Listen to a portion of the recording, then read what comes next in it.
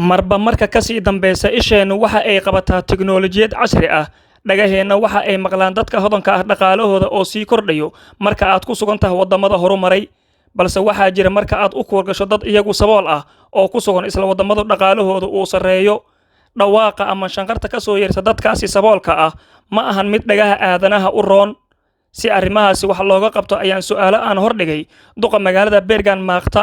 ahna musharax xildhibaan baarlamaanka Norway waxayna lambarka koowaad kaga jirtaa tartamayaasha xisbiga shaqaalaha gobolka Hordaland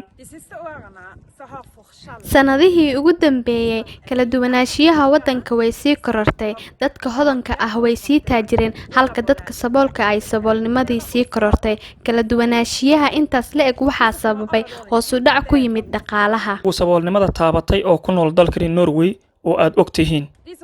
dadka ay arrimahaasi saameeyeen waxa ugu horeeyay dadka ajaanibta ah sidoo kale waxay taabatay dadka Norwejiyaanka qaarkood sababtaasina waxa keenaysa in waalidiinta ajaanibta badankooda inay qaxooti yihiin sidoo kale arintan waxay ku saabsan tahay waxbarashada iyo luqadda oo la barto sidaa daraadeed ayaan rabnaa in aan xoojino iskuulada afka Norwejiyaanka lagu barto waxaa jira dad badan oo ka yimid dalal kala duwan oo aan horay u soo helin waxbarasho ku filan laakiin hadda fursad u helay inay wax bartaan waxa kale oo muhiim ah in dadka badankood inay shaqeeyaan sidaa daraadeed ayay muhiim inoogu tahay in dadka badankood inay shaqeeyaan sidee dadku shaqo ku heli karaan ayaad is leedahay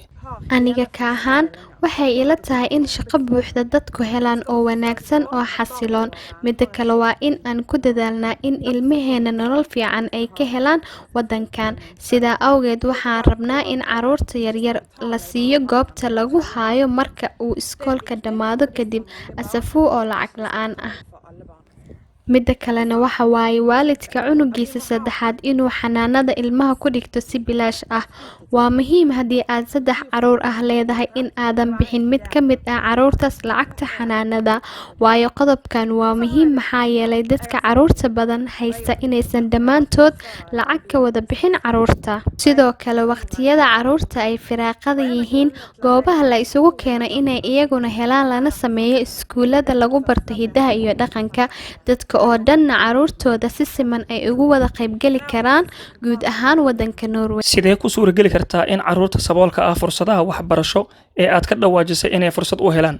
waalidiinta dhalayna loogu qanciyo arintaasi aniga ahaan hooyo 4 caruur haysata ayaan ahay siyaasadana waan ku jiraa duqa magaaladana waxaan soo ahaa muddo 6 sano ah haddana waxaan u socdaa in aan ka mid noqdo xildhibaanada cusub ee la filayo u dalka yeesho anigoo dumar ah sida aan isku soo saaray heerka maanta aan joogo waxay tahay marka koowaad waxaan ahaa qof nolosheeda oo dhan soo shaqaynaysay qof tacliin lehna waan ahay laakiin aniga iyo ninkaygaba waa iska wada kaashanay shaqada guriga sababtuna waxay tahay haddii aan iscaawin lahayn shaqada maanta aan haayo ma qaban lahayn awoodna uma yeelan sidaas awgeed bulshada waxaan kula talin lahay inay iscaawiyaan shaqo kasto aad heli kartiin qaata oo tijaabiya ha isdhiibina haddii aad shaqo weysaan tan kalena haddii aad awoodiin waxbarta caruurtiinana ku aamina goobaha lagu xanaaneeyo caruurta dadka ka shaqeeya haddii uu ku guuleysto hoggaankeena xisbiga shaqaalaha talada dalka qorshe gooni ah oo dadka saboolka aad ugu tala gasheen ma jirtaa